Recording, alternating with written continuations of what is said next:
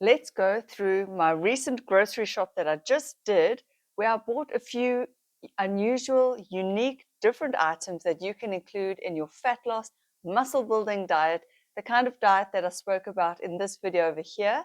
And I want to go through all the foods because often we just think chicken, rice, broccoli, and all those boring things, maybe fillet steak, potatoes, sweet potatoes. But there is so much variety that you can include on a healthy diet that is geared towards fat loss. And remember, when I speak about this kind of diet, what I mean is a meal plan, an eating plan. I'm not trying to restrictively diet you. I use the word diet as in the food that you eat. So maybe let's call it an eating plan.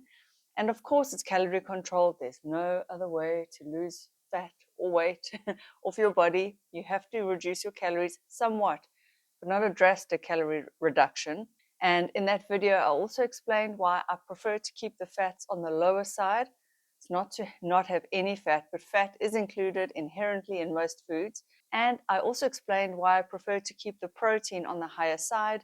It just helps with repair, muscle building. It also helps with fat loss because there's a higher thermic effect of protein. When you digest the protein, you actually expend a few more calories. And very briefly, for those of you who are new here, and a lot of you are, thank you to all the new subscribers. My name is Louise, and I'm an ex-bikini competitor. So I competed, I did my first one in 2012. So I've had all those years since then of trying different diets, researching diets. I'm a health fanatic. I love this shit. It makes me so happy to always be reading about foods and health and the effects that they have on the body and what is the optimal ultimate diet. And I always test things out on myself. I have tried many, many diets, and this way of eating is the way that I have found works the best. And in general, it is well supported because this is how all the bikini athletes and the bodybuilders eat.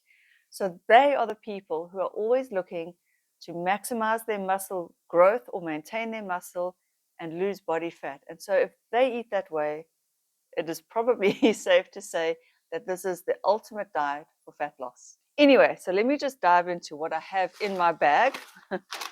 And one of the things we don't consider is pasta, good old pasta. Now, pasta, it's a carb source, and I'm going to read nutritional labels here as well.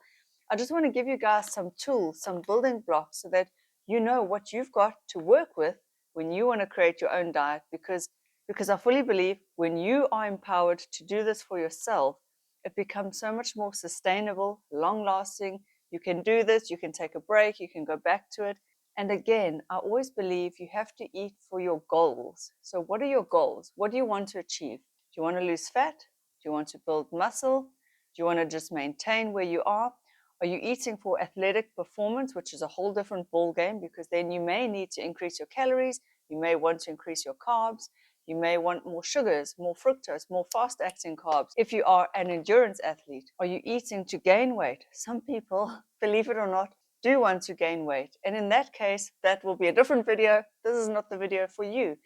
And so I urge you to watch this video only if this topic interests you.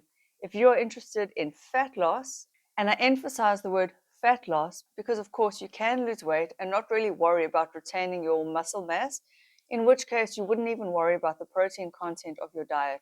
But I'm promoting a high protein, moderate to highish or adequate carbs, and lower on the fat scale. So you can include, let's say, pasta, which I love. And let's just read here, 66 grams of carbs per 100 grams. So you know that this is like a real carb source. And the total fat is only 1.6. Fantastic carb source. Now, of course, it's not a great source of fiber. Let's see here, dietary fiber, only 5.7 per 100 grams. But again, you're getting some fiber at least. But with pasta, you just want it as a carb source with your meal. Speaking of pasta and fiber, I found these noodles here. You can actually get like whole wheat, more like the stir-fry noodles. So there you can have dietary fiber, 9.7 grams per 100 grams. So it's actually not that much more, but it counts. Total fat, only 1.6 grams. Glycemic carbohydrate, interestingly enough, 72 grams. How does that work? I don't know, but there's more carbs per 100 grams of this pasta than there is in the good old fatties and monies, just normal durum wheat pasta. So Interesting. There you go. This is the whole wheat noodles. But you can include a wide variety and many sources of carbohydrates. Don't just get narrowed down into only rice or only bread or only pasta or only one thing. And you can include breads and pastas. That's if you can tolerate gluten. You can include many carb sources. You don't have to just think oats, sweet potato. It doesn't always have to be a high fiber source of carbs. You can include more vegetables and get your fiber that way. Now, I thought what was interesting, let's discuss these pre-made rice packs here. So you get these, there's a store, obviously, where I live called Woolworths. They sell these kinds of things. And this one, it's basmati rice, which has been cooked. And if you read the ingredients label, which I encourage you to do, always, always, always, always read the ingredients labels. It's white basmati rice, 76% water, vegetable oil, canola seed, and salt. So then immediately I think, okay, they've added oil. What am I going to look at? I'm going to look at the fat. The fat content here is 2.5 grams per 100 grams of cooked, okay? So that would, let's just see here. Obviously, I can't see uncooked, but they've added oil. When you buy the rice and you cook it yourself at home, you're not going to add oil. And 100 grams of uncooked rice, so I just had a look downstairs, Tastic rice, it's like our normal local brand, has 7 grams of fat per 100 grams of rice. When that gets cooked, it's obviously going to dilute it more because there'll be more water per 100 grams. And so just be aware, if you do buy pre-cooked rice, these things usually have oil added. Now, it's not a lot, it's not dramatic, I wouldn't freak out, just to be aware, so that if you're wondering, maybe you're only buying pre-packed, pre-cooked rice or pre-cooked maybe oats or pre-cooked whatever it is, there could be hidden fats in there. So just check, just read those labels. Something else that you might not think you can include, but you can, canned fish, pilchards. It's a very good protein source. Total fat per 100 grams is only 5.1 grams. So that's not too bad. For a fish, I mean, it's fatty, but it's not too fatty. It's with water, tomato paste, cayenne pepper, and all that. So let's just see here the protein, 17 grams of protein per 100 grams. It's not too shabby, it really isn't. And the energy, 503 kilojoules. I'll put the calories on here. This is a good protein source and also omega-3s. And if you do eat the bones, which sometimes people do, then there's your calcium as well. So there we go. Now, canned sweet corn. Could you include this? Sure. It all depends. If you are tracking things on a food app and you can see how your macros are going for the day, you can include anything. But let's look here. This is only 11 grams of carbs per 100 grams. I thought there was more in a can of sweet corn, to be honest. I thought it was more starchy, sugary. So even I was surprised. Protein, 1.4 grams. So this is not a protein source. And then the total fat, and they make it so small, and I'm getting old and I can't read. It's only 1 gram of fat. So this would be obviously a source of fiber, a lot of fiber in here. Dietary fiber. Actually, no, I'm wrong. Not actually that much fiber either. Only 1.8 grams per 100 grams. Interesting. But anyway, I thought there'd be more fiber. But you can include this. If you like it, it's also fairly low in calories. It's a carb because that's the majority of where the calories are coming from. Include it. Why not? This is what I used in one of my other videos, the Mediterranean style tomato. So it's got, and again, read the labels, read the ingredients. I know it's time consuming. You do it until. And then when you know which foods are your go-to foods, you don't have to read the labels every single time. Vegetables, 93% vegetables, tomatoes, onions, courgettes, aubergines, green pepper, tomato paste, starch. There's a little bit of oil, a little bit of sugar and salt. So I would say that the sugar and salt that they've included in here, I wouldn't worry about it. And again, sugar itself is not the enemy. It's total calories. Always, always think the big picture, total calories. So this would be like a great base or like a sauce that you could use much better than tomato sauce, which has got a lot more sugar in it, or mayonnaise. Because sometimes you do need a little bit of sauce to just help the food go down. This would be a good choice. And this, just plain diced tomatoes if you want to be even quote unquote cleaner, but I would say nothing wrong with this because this has just got tomatoes and tomato juice. There's no oils, there's no sugars, there's no salt, there's no nothing added. So of course the fat in here is very low, the calories or kilojoules very, very, very low in carbs. This would just be a base, a flavoring. Definitely something to include and buy, just diced tomatoes. Next on my list, this is what I got today. I found these low kilojoule white flour wraps. Now, the reason I want to show you these, they had like a seeded one. I think it was a whole wheat with seeds. Low fat, kilojoule controlled wraps as well. When I read the back, the ones with seeds had higher fat content than just the plain white flour ones. So a lot of you have asked me about seed bread. It's not that seed bread is fatty. It's not a fat source, but it's higher in fat than, let's say, white bread. But then sometimes what you get is that the seed bread, being smaller pieces and a bit denser, is lower in kilojoules, but higher in fat. So it's just a trade-off. Again, it's not that fat is bad per se, but if you do go over your calories for the day, majority of fat gets stored from the fat calories. So just try and keep your fat low overall. And let's see here. So this is a pure carb. Really, you count it as a carb. It's 58 grams of carbs per 100 grams. Fairly high in energy. Let's see how it compares to pasta per 100 grams. Pasta, now I'm going to say kilojoules because that's what we use in South Africa. I will put the calorie count on the screen as I say it. The pasta per 100 grams has 1456 kilojoules, so 1456. This has got 1279 per 100 grams. But then again, remember the pasta you cook, and then there's water weight when you serve it up. So this could be lower in kilojoules. But there you go. Not a bad carb source either. So I bought that.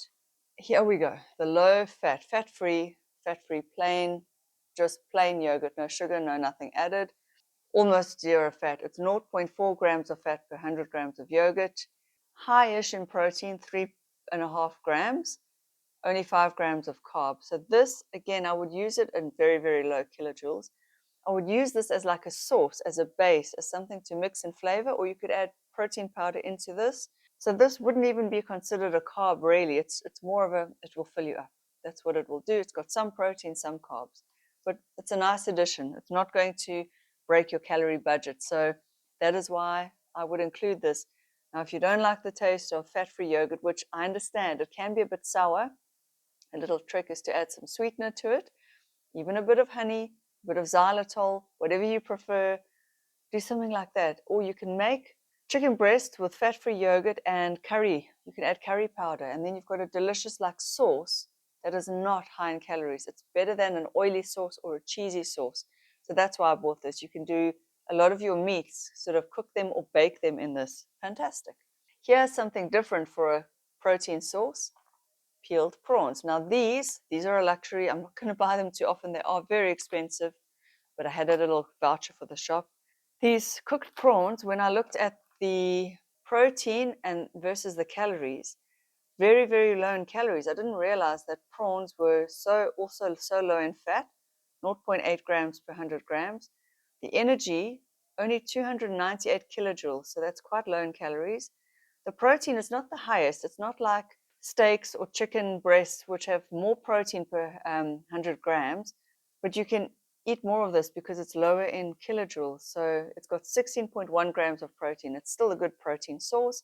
And of course, you need variety. This is what I'm trying to say is you don't have to be restrictive in your thinking just because you are on a lower fat, calorie controlled diet. You can have variety and eat a wide variety of foods, which I think will make it so much more sustainable, enjoyable, long lasting. Have fun with it, play around, get creative.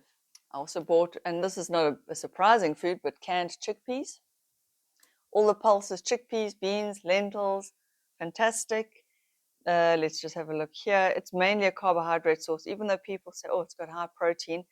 It is high in protein compared to other carbs, but it's only 5.9 grams per 100 grams of drained chickpeas. So it's not like you're not going to get 30 grams of protein per 100 grams. You know what I mean? It's not a protein source.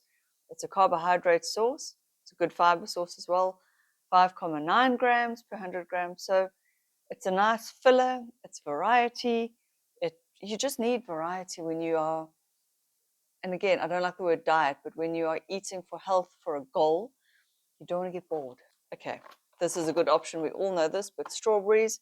So again, with your fruits and your vegetables, include a lot of variety. And even the starchy vegetables, if you are tracking and you're using a food tracking app, and again, who cares if one day you're a bit over, one day you're a bit under, as long as it all sort of evens out after a week. Include your butternut, your squashes, your pumpkins, your courgettes, your aubergines, your peppers, leeks, radishes, there's beetroot, there's so much variety that we just don't think of, which we could include. We really can. Now, something different for a protein source as well, lightly smoked haddock.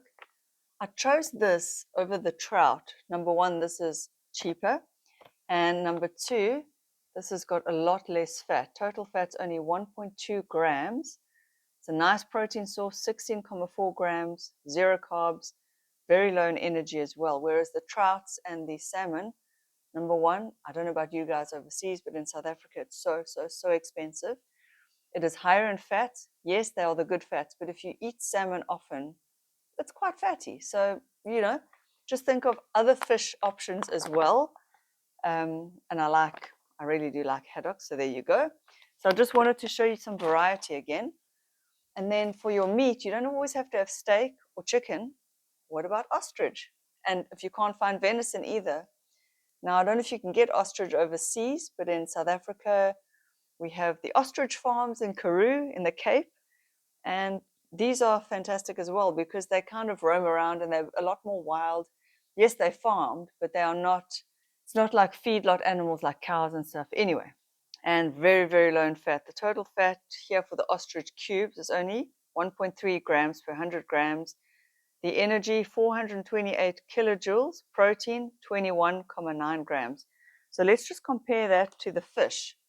Okay, the fish per energy here, it's got 324 kilojoules. This is 428, so a bit more kilojoule dense or calorie dense.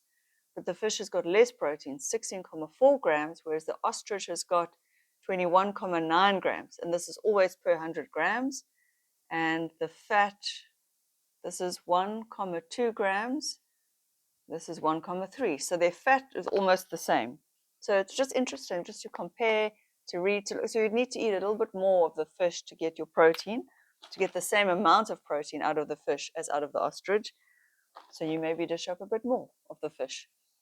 And then I looked at mince, and I was looking at chicken mince because obviously we know we should go for the lean mince as well. The lean, like here in South Africa, it's called extra lean mince, where they say that they promise on the label that it's 5% or less fat in that mince.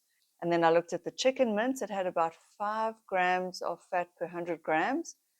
And that's chicken mince. And then I looked at the ostrich. So I bought that today. It's only got 1.7 grams of fat per 100 grams. So this is leaner, even leaner than the chicken. Let me show you the back there. And so I opted for this today. And again, you can decide. So ostrich here, it's a red meat. If you want to eat lamb, you can include lamb. Just go for the leanest cuts of lamb and trim off all the visible fat. Yes, the fat cooks out. You can also drain that off. But that is hard to sort of track and measure.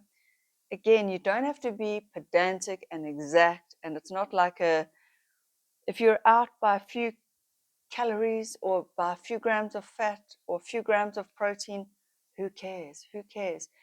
The reason that we weigh and track and measure is to get an idea. It's a rough idea, especially when you are struggling to lose weight and you don't know why. So if you're happy with your weight or you've only got a little bit to go and you don't want to track, weigh, or measure, don't do it. It's really up to you. But I just wanted to give you guys some alternative food options, different ideas, and then you're going to have your carb sources, your protein sources, which are very important, and then your vegetables and fruits for fiber and flavor and to add filling and sauces. And that's how you're going to build your meals. And you use fat for cooking if and when you need it, but you don't need to be adding fats. You don't want to be adding mayonnaises, creamy sauces, ranch dressings, if fat loss is your goal. Now, if you're a foodie and flavor and pleasure is your goal, then that's a whole different ball game. Then go for it. But for us ladies who are on a fat loss journey, this is the way to eat. And I wanted to just show you. I hope you guys found it helpful and useful. Give me a thumbs up if you did. Leave a comment. Ask me any questions. If you have any criticisms, questions, anything you want to know, leave it in the comment section down below. I will see you guys in the next video. Bye.